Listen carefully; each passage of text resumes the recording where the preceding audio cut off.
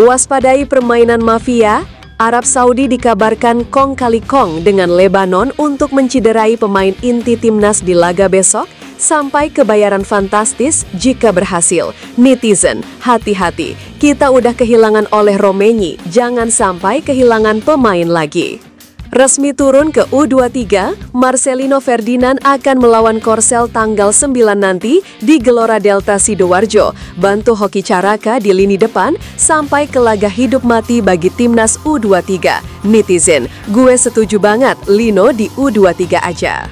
Tidak takut dengan kekuatan timnas Indonesia, pelatih Lebanon dengan sesumbar yakin bisa menang besok di GBT, Miodrag Radolovic.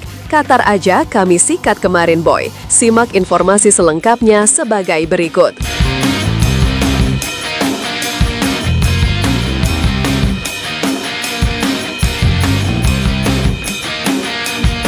Timnas Indonesia nampaknya harus berhati-hati di laga besok melawan Lebanon di agenda FIFA Matchday. Ya, kita tidak bisa memungkiri kalau Lebanon sendiri juga masih masuk dalam negara Timur Tengah.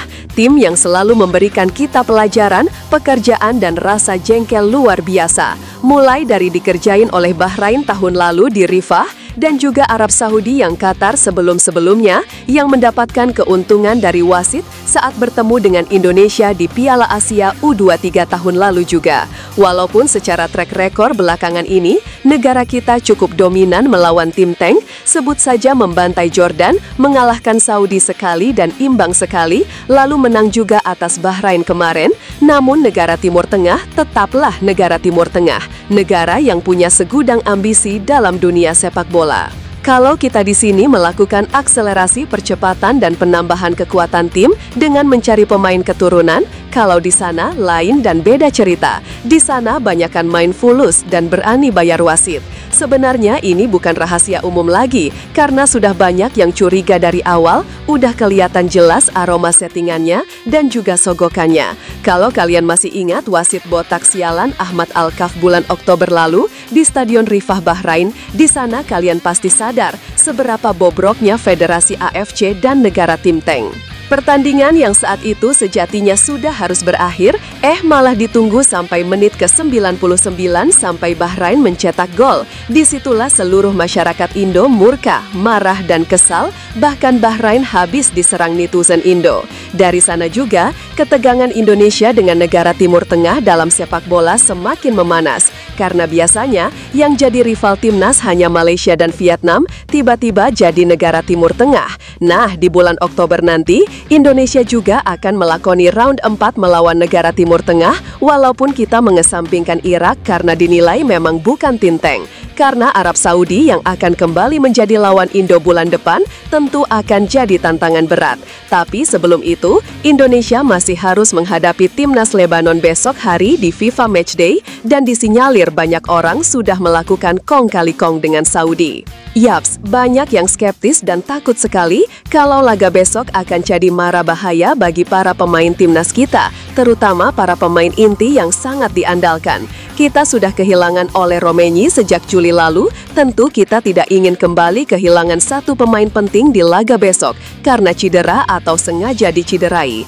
Banyak supporter dan netizen yang berkomentar kalau sebaiknya besok berhati-hati lawan Lebanon karena takutnya sudah ada suruhan dari Saudi untuk menciderai pemain kita.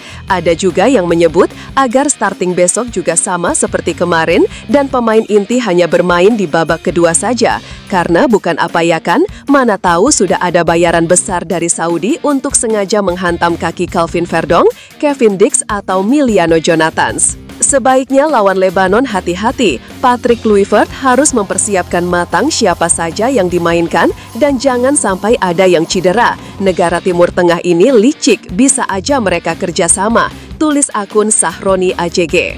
Kita sudah kehilangan oleh Romaini, jangan sampai ada yang cedera lagi, bisa-bisa susah nanti di round 4, tulis akun Johananuk. Hati-hati kong kali kong Arab sama Lebanon, negara tim tank banyak fulus dan waspada pemain kita diciderai besok, tulis akun Nagoyami. Wah, gimana menurut kalian guys? Ada benar juga sih jangan sampai pemain kita besok cedera, bisa berabe nanti. Resmi turun ke U23, Marcelino Ferdinand akan melawan Korsel tanggal 9 nanti di Gelora Delta Sidoarjo, bantu Hoki Caraka di lini depan, sampai ke laga hidup mati bagi timnas U23. Netizen, gue setuju banget Lino di U23 aja. Penampilan buruk Marcelino bersama timnas senior lawan China Taipei kemarin nampaknya membuat orang banyak kecewa. Kritik pedas, mencibir, dan banyak juga yang memaki. Memang masih banyak supporter waras yang selalu memberikan komentar positif agar pemain muda potensial ini terus berkembang ke depannya. Karena dia benar-benar sudah memperlihatkan mentalnya sebagai pemain abroad yang tahan banting.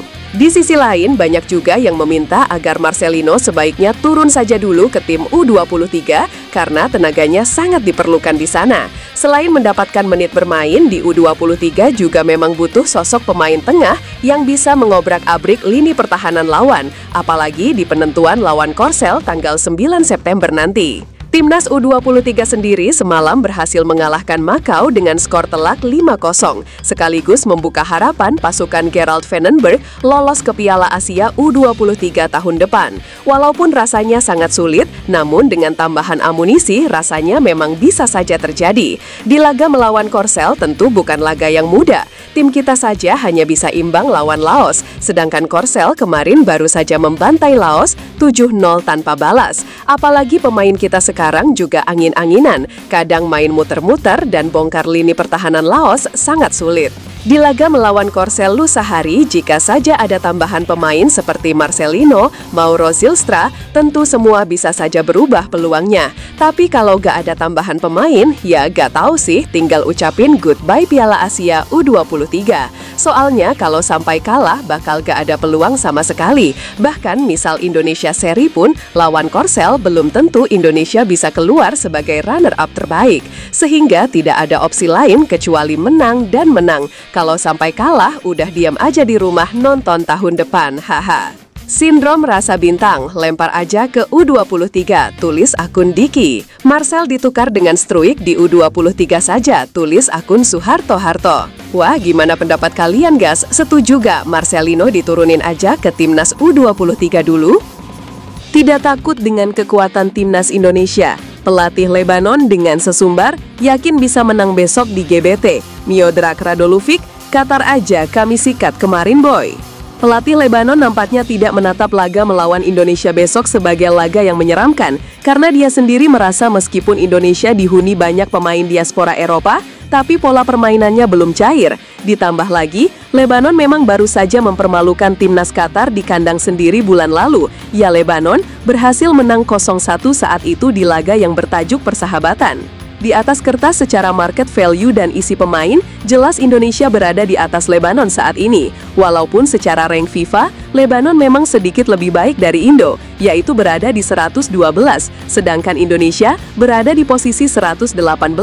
Namun, tentu untuk peringkat FIFA saat ini Indonesia tidak bisa jadi patokan, karena kalau melihat skuad yang mewah sekarang, seharusnya Indonesia berada di posisi 50 atau 60 dunia. Ya tentu laga besok akan jadi ujian besar bagi timnas Indonesia, yang mana kita sendiri memang sangat memerlukan lawan yang lebih sepadan ketimbang China Taipei kemarin. China Taipei memang bukan tim kuat dan ya, Indonesia bisa dengan gampang mengacak-acak pertahanan mereka. Dalam sparring yang akan berlangsung juga di Stadion GBT besok malam, memang untuk hasil orang tidak banyak melihatnya sebagai sebuah imbalan, melainkan progres timnas Indonesia yang ditunggu terus menunjukkan performa terbaik untuk bisa bersaing di round 4 bulan mendatang. Kalau hanya sekedar hasil dan menambah ranking FIFA, Indonesia bisa saja mengajak Dikmalai sparring dan juga Timor Leste. Tapi kan bukan itu tujuan timnas kali ini. Di laga besok, Patrick Kluivert memang benar-benar dituntut harus bisa menampilkan permainan yang berkembang. Tidak hanya asal serang dan total football, tapi kuat juga dalam bertahan. Karena sebenarnya lawan China Taipei kemarin, kita juga sempat kecolongan. Tapi untung aja, finishing dari pemain China Taipei bapuk. Jadinya kiper Emil Audero tidak begitu cemas. Beda cerita nanti kalau serangan balik dari Lebanon, Arab atau Irak, karena tim ini bukanlah sekelas China Taipei. Bisa-bisa habis nanti gawang kita kalau tetap memberikan space untuk pemain lawan menyerang dengan leluasa. Intinya sih, di bulan depan tidak boleh ada kesalahan sekecil apapun yang membuat pemain lawan bisa memanfaatkan itu menjadi peluang berbahaya. Ya, walaupun kita tahu kalau manusia tempatnya salah, ya namanya juga manusia bukan nabi boy. Saya melihat skuad mereka memang banyak dihuni pemain dari Eropa,